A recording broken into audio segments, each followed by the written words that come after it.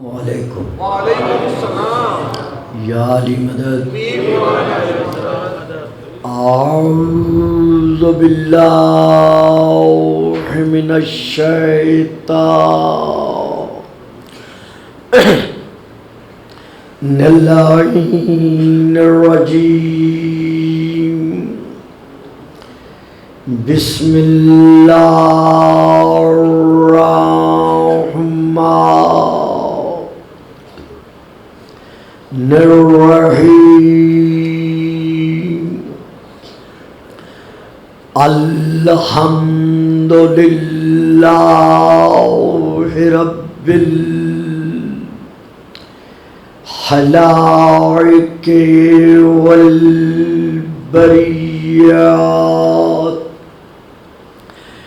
وعالم الجہر والخفیات وبیدہ ملکوت الارضین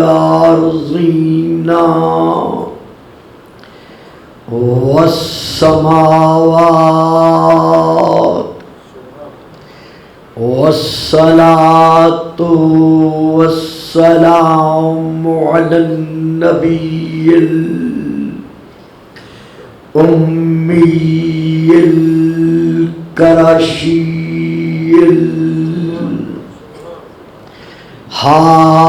الہاشمی اللبتہی المکی المدنی المبعوث علی العرب والعجم بالقاسم محمد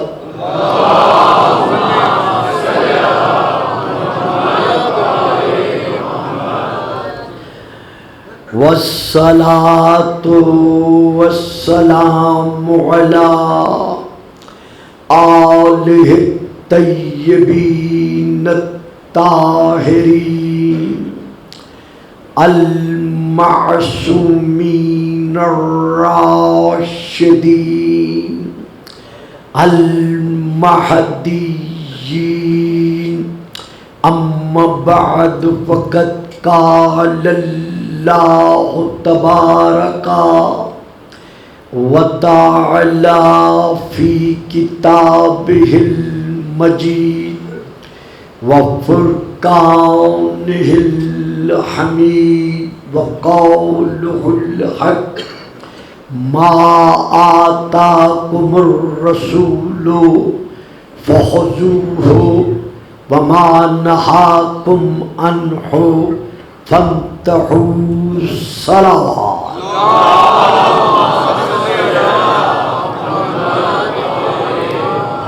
نعرہ تکبیر نعرہ تکبیر نعرہ رسالت نعرہ رسالت نعرہ حیدری نعرہ حیدری حسینیت حسینیت یزیدیت یزیدیت بآواز بلند صلوات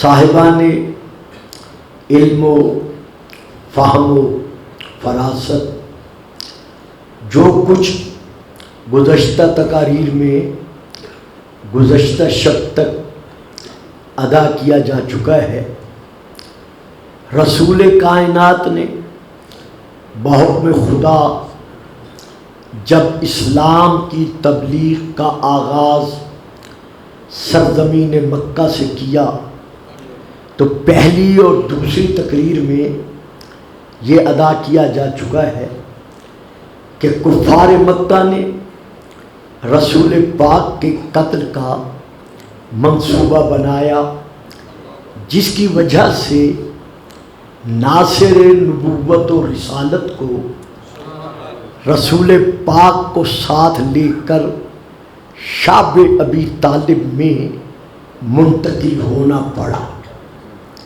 حفاظت رسول کے لیے، قیام و دوام دین کے لیے 3 سال برابر جناب ابو طالب رسول پاک کی حفاظت کرتے ہوئے شعب ابی طالب میں محصور رہے، اور راتوں کو اٹھ کر آپ بے نیام تلوار ہاتھ میں سنبھال کر باقاعدہ رات کی تاریکی میں بلند آواز سے چند اشعار پڑھتے رہے، اور ان اشعار میں سے 1-2 اشعار یہ بھی ہیں جو دیوان ابی طالب میں مکمل طور پر موجود ہیں، کہ جن میں آپ بلند آواز سے یہ فرماتے رہے: نصرت الرسول رسول الملیک ببیز تلالع کلم البروک الذب و اہم رسول الالہ حمایت حامل علیہ شفیق، کہ نصرت الرسول، کہ دیکھو محمد سے معاشی مقاطعہ کرنے والوں اور اس کے خون کے پیاسے بننے والوں، میں ابو طالب اپنے بھتیجے کی حفاظت نہیں کر رہا، یعنی میں اسے اپنے بھائی کا بیٹا سمجھ کر، میں اسے اپنا بھتیجا سمجھ کر میں اس کی حفاظت نہیں کر رہا، بلکہ نصرت الرسول رسول الملیک، میں اس محمد بن عبداللہ کی حفاظت کر رہا ہوں جو اللہ کا رسول بن کے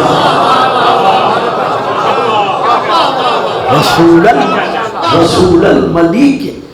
یہاں ملیک سے مراد مالک الملک ہے، تو میں اس کی حفاظت کر رہا ہوں جو اللہ کا رسول بن کر اس عالم میں جلوہ پگن ہوا ہے۔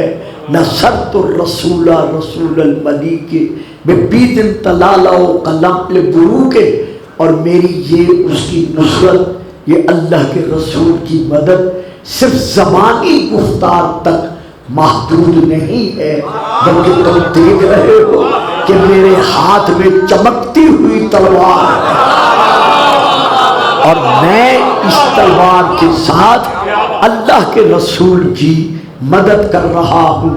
اور سنو، میرے دل میں تمہارا کوئی خوف نہیں ہے، تمہارا کوئی ڈر نہیں ہے، تم سارے مکہ کے کفار جمع ہو کر میرے محمد کی مخالفت میں اس کے خون کے پیاسے بن کر اگر جمع ہو گئے ہو، تو میں تم سے خوف نہیں کھا رہا، بلکہ میں اپنے محمد کو برملا کہہ رہا ہوں کہ میرا محمد یاد رکھ، واللہ لن یصلوا الیک بجمعہم حتی اوصلا فی التراب دفینا، کہ یہ سارے مکہ کے نہیں، سارے عرب کے کافر مل کر اس وقت تک تیرا ایک بال بھی بیگا نہیں کر سکتے جب تک میں ابو طالب زمین میں دفن نہ ہوں۔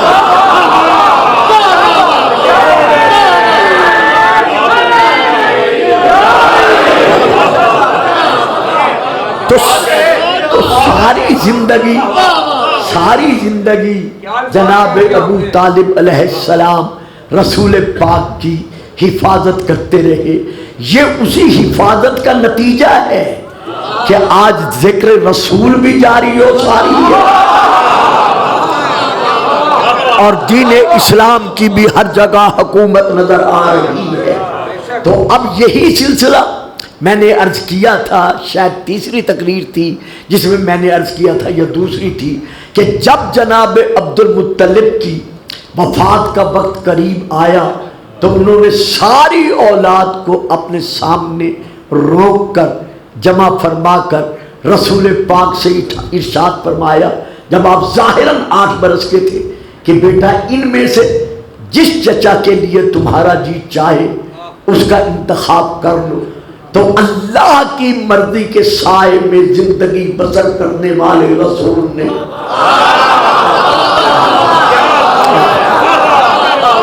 تاریخ شاہد ہے، میں حوالے دے چکا ہوں. اب تو صرف مجھے چونکہ آج بڑھنا ہے تو تمہیداً میں یہ عرض کر رہا ہوں.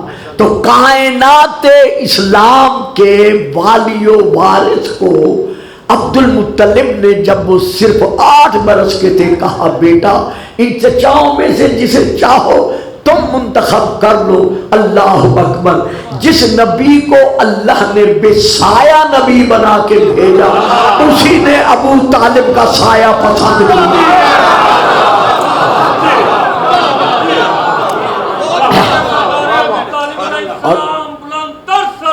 اللہم صلی علی محمد وآل محمد. اور اس وقت ابو طالب علیہ السلام نے اپنے بابا کے قدموں کی طرف دیکھا، دیکھ کر کہا بابا جان آپ مجھ سے محمد کی مدد کا وعدہ صرف اس وقت تک کے لیے لیتے ہیں جب تک میں زندہ ہوں، یا تا قیام قیامت میں محمد کی مدد کا وعدہ کرتا ہوں، اس وقت تک کے لیے لیتے ہیں. کہا بیٹا کیا تیرے بعد بھی یہ مدد کا سلسلہ جاری رہے گا؟ کہا بابا جان آپ ارشاد فرما رہے ہیں تو میں عرض کیے ہی دیتا ہوں کہ جب تک میرے دم میں دم ہے، کسی کے دم میں کیا دم جو محمد کا دم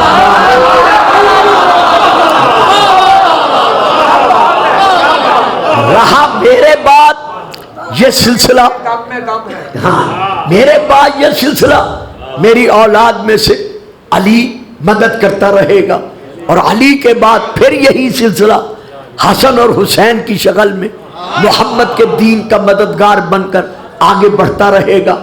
اب یہاں چونکہ قتل رسول کا منصوبہ بنایا گیا تھا، اسی لیے رسول کی حفاظت کی خاطر حضرت ابو طالب نے یہ واجب سمجھا کہ مکہ کو چھوڑ کر رسول پاک کو وہ شاب ابی طالب میں لے کر آ گئے. اب ابو طالب کے وصال کے بعد ایک مرتبہ پھر سن 1362 میں یکم ربیع الاول کو جمعرات کا دن گزار کر جمعے کی رات میں پھر کافروں نے مل کر ایک دوسرے سے کہا اب حصار ختم ہو گیا، جو محمد کی حفاظتوں کا ضامن تھا وہ دنیا سے چل بسا. اب کسی میں اتنا دم خم نہیں ہے جو مثل ابو طالب ہمارے سامنے محمد کی حفاظت کے لیے چٹان بن سکے. تو ایک بار پھر کافر جمع ہوئے، کافرانہ ماحول میں کافرانہ ذہن کے ساتھ رسول کے قتل کا منصوبہ بنانے کی خاطر. دیکھا آپ نے معصوم کے قتل کا منصوبہ جب بھی کوئی بناتا ہے یا ظاہراً کافر ہوتا ہے یا اندرونی کافر.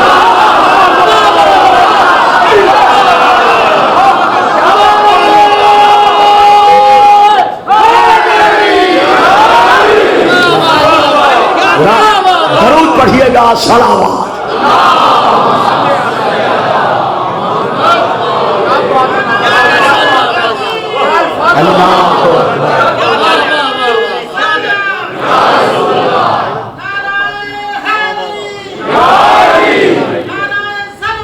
اللہم صلی علی محمد و آل محمد.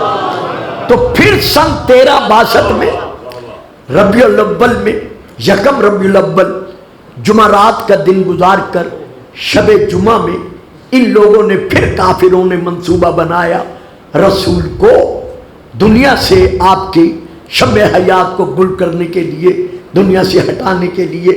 دن کے وقت یہ لوگ جمع ہوئے دار الندوہ میں، جس کو دار المشورہ بھی اس وقت کے لیے کہہ دیں. وہاں جمع ہوئے اور جمع ہو کر یہ رائے قائم کرنے لگے کہ کس طرح محمد کو دنیا سے ہٹایا جا سکے.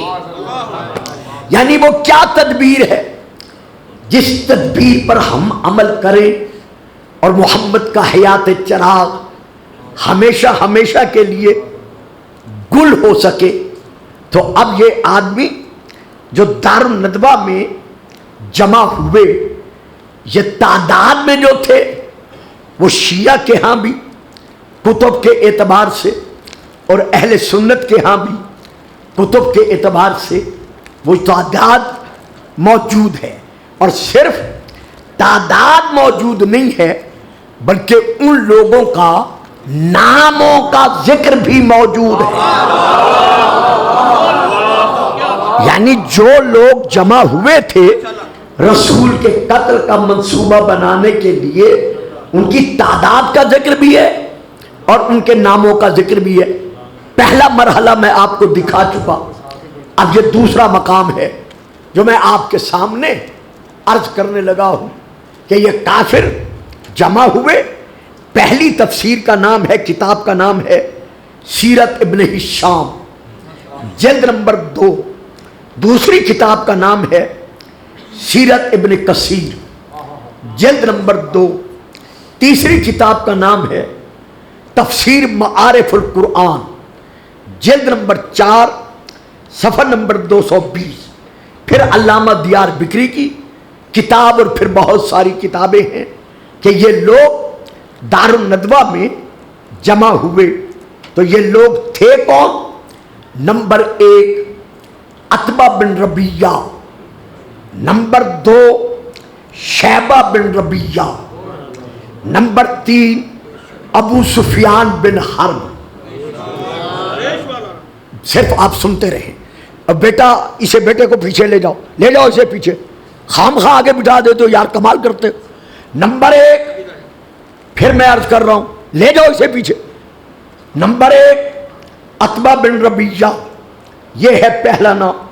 نمبر 2 شیبہ بن ربیعہ، نمبر 3 ابو سفیان بن حرب، نمبر 4 طعیمہ بن عدی، نمبر 5 جبیر بن مطعم، نمبر 6 حرس بن حارث عامر، نمبر 7 نضر بن حارث، نمبر 8 ابو البختری بن ہشام، نمبر 9 زمعہ بن اسود، نمبر 10 حکیم بن حزم، نمبر 11 ابو جہل بن ہشام، نمبر 12 نبیہ، نمبر 13 منبع، نمبر 14 امیہ بن خلف، اور ان کے ساتھ دیگر افراد بھی تھے جو اس سوچ کے لیے جمع ہوئے کہ کس طرح محمد کو راستے سے ہٹایا جائے۔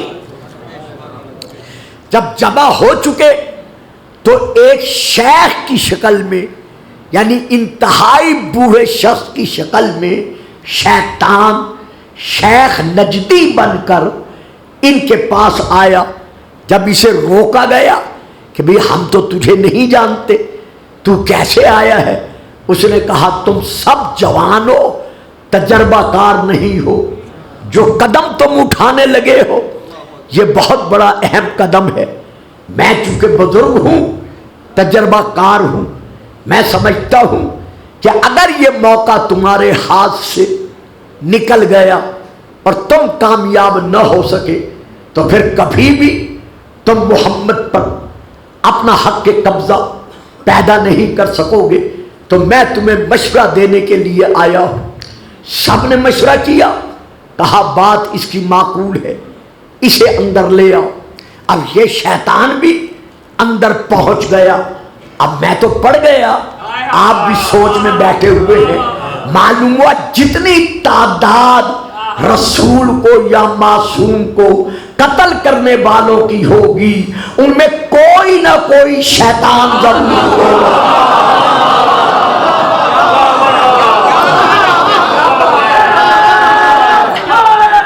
درود پڑھ، باباد بلند صلوات، درود پڑھ۔ اچھا ایک ڈھیلی ڈھیلی صلوات اور بھی پڑھ دے، صلوات۔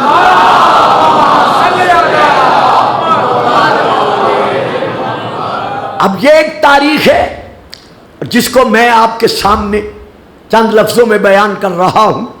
تو اس وقت یہ آپس میں طے کرنے لگے کہ ہمیں کیا قدم اٹھانا چاہیے۔ تو سب سے پہلے ان میں سے